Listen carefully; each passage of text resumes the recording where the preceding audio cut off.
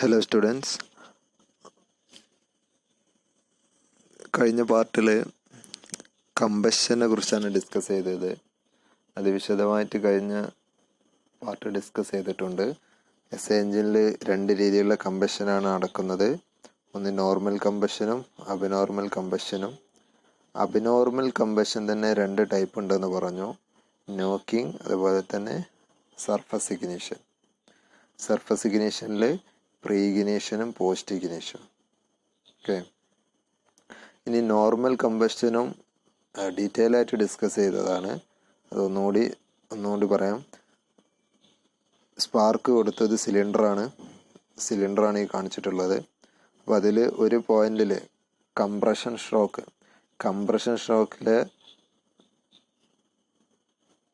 ഷോക്കിൽ അതിൻ്റെ എൻഡിൽ TDSന്റെ ഒരു 20 ഡിഗ്രി മുന്നേ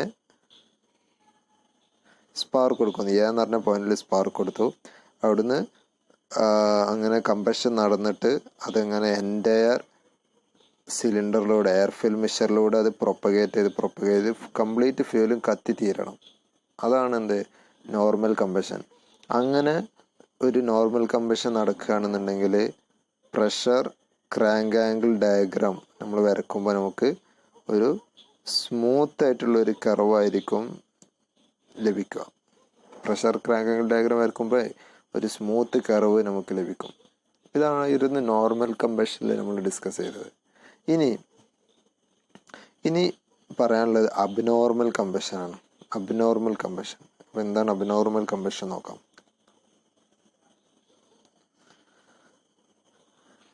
അത് സ്പാർക്ക് ഇഗ്നിഷൻ എഞ്ചിനിലുള്ള അബ്നോർമൽ കമ്പഷനാണ്, അല്ലെങ്കിൽ നോക്കിങ്. അതിൽ ഒന്നാമത്തെ കാര്യമാണ് പറയാൻ പോകുന്നത്, നോക്കിങ്.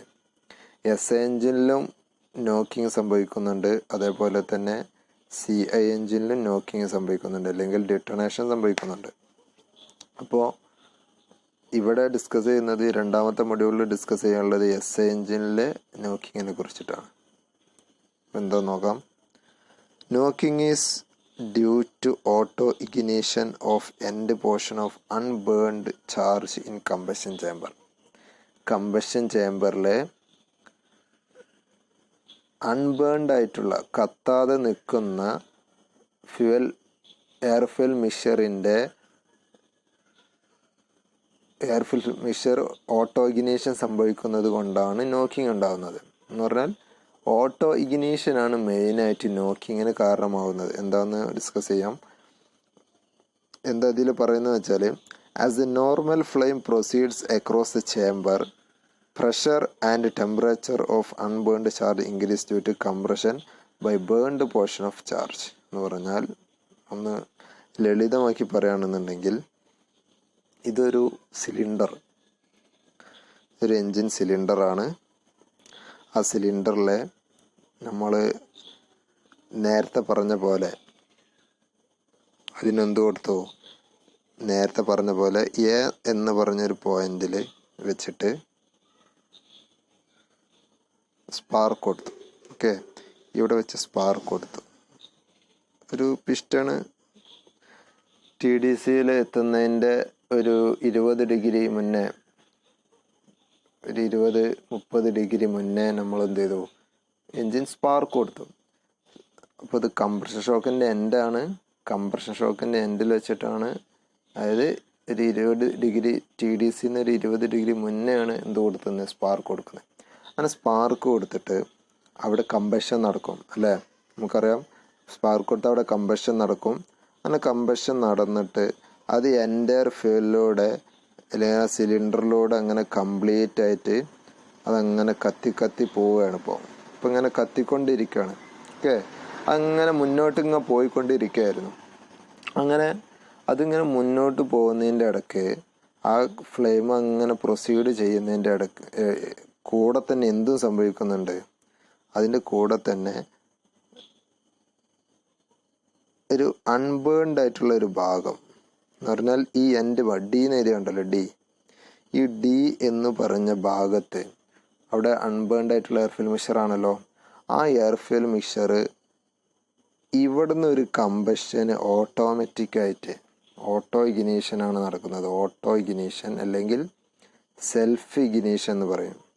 അവിടുന്ന് ഈ ഒരു ഭാഗത്തുള്ള ഫ്യൂവല് ഒരു പോയിന്റിൽ എൻഡ് ചാർജിൽ, അതായത് എൻഡിൽ വെച്ചിട്ട് അത് ഓട്ടോമാറ്റിക്കായിട്ടുണ്ട് കത്താൻ തുടങ്ങും. ഓട്ടോമാറ്റിക്കായി ആരും സ്പാർക്കോ ഒന്നും കൊടുക്കണില്ല, ഒരു സ്പാർക്കൊന്നും കൊടുക്കണില്ല, എന്നാലും അത് ഓട്ടോമാറ്റിക്കായി കത്തും.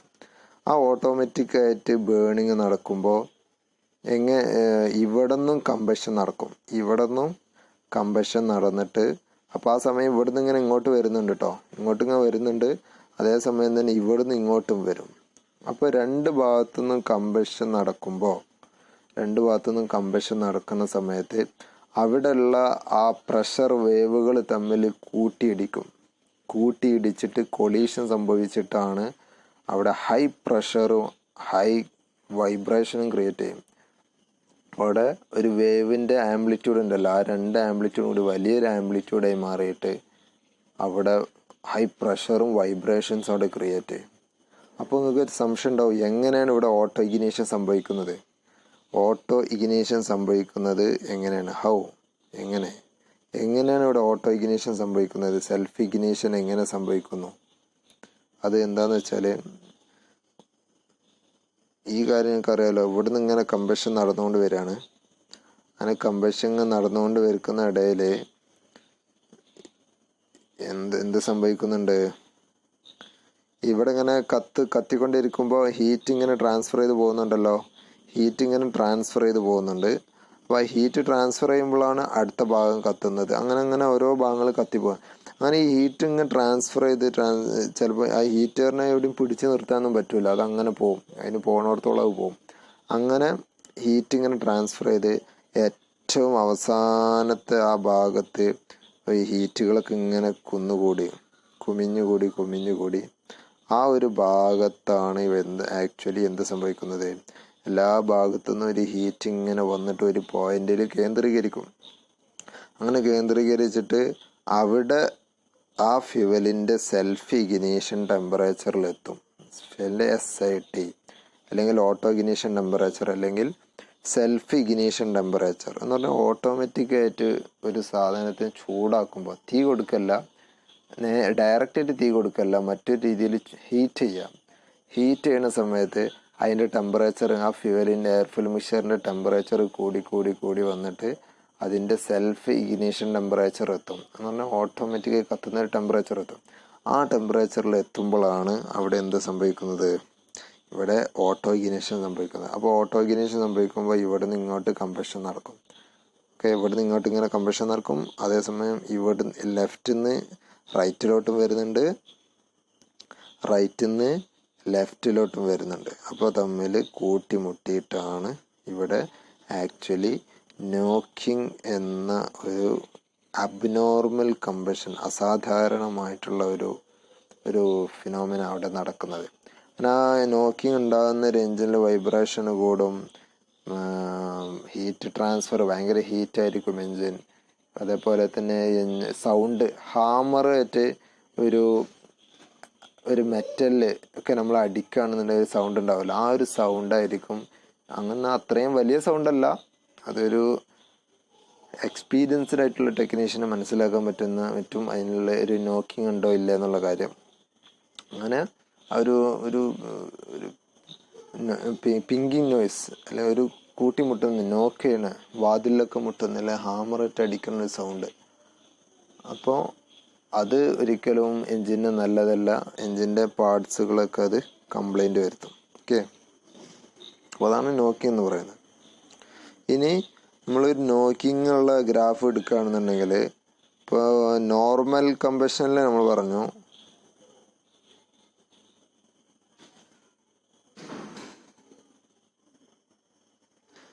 പ്രഷർ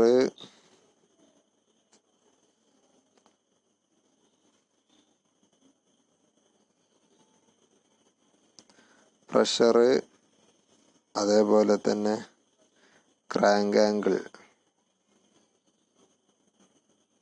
ഓക്കെ, ആ ഡയഗ്രം വരക്കുകയെന്നുണ്ടെങ്കിൽ നമ്മളൊരു നോർമൽ കമ്പഷൻ ആണെന്നുണ്ടെങ്കിൽ, നോർമൽ അതായത് ഒരു പ്രശ്നമില്ലാത്ത എഞ്ചിനാണെങ്കിൽ നമ്മൾ പഠിച്ചല്ലോ, അതെന്തായിരിക്കും, സ്മൂത്ത് ആയിട്ടുള്ള ഒരു കർവായിരിക്കും നമുക്ക് കിട്ടുക, ഒരു പ്രശ്നം ഉണ്ടാവില്ല. നോർമലിന് കേട്ടോ, നോർമൽ കമ്പഷന് ഈ ഒരു രീതിയിലുള്ള ഗ്രാഫായിരിക്കും ലഭിക്കാം. ഇനി അത് അബ്നോർമൽ ആണെങ്കിലോ, ഇനി ആ കമ്പഷൻ അബ്നോർമൽ കമ്പഷൻ ആണെന്നുണ്ടെങ്കിൽ,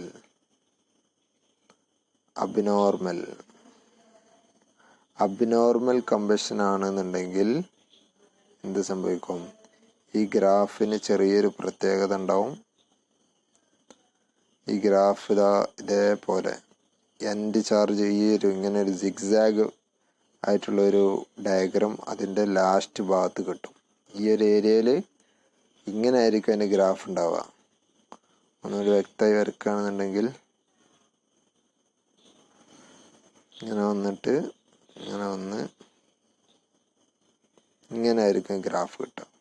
ഓക്കെ, എൻഡ് ചാർജ്, ഇതിൻ്റെ എൻഡ്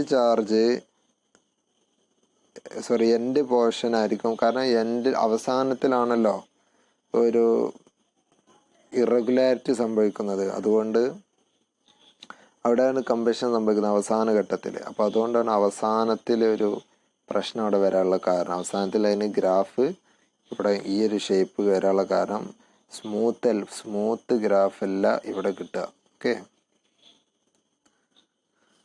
അപ്പോൾ ഇതിൽ പറഞ്ഞിട്ടുണ്ട്, നേരത്തെ പറഞ്ഞ കാര്യങ്ങൾ തന്നെ.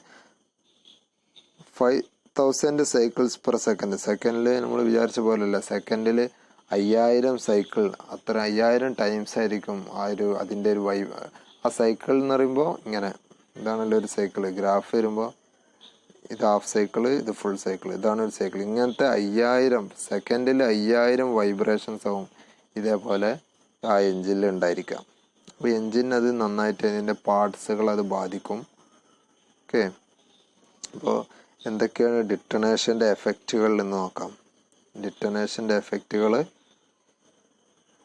ഒന്ന് നോയ്സ് ആൻഡ് റഫ്നെസ്, ഭയങ്കര ശബ്ദം ഉണ്ടാവും.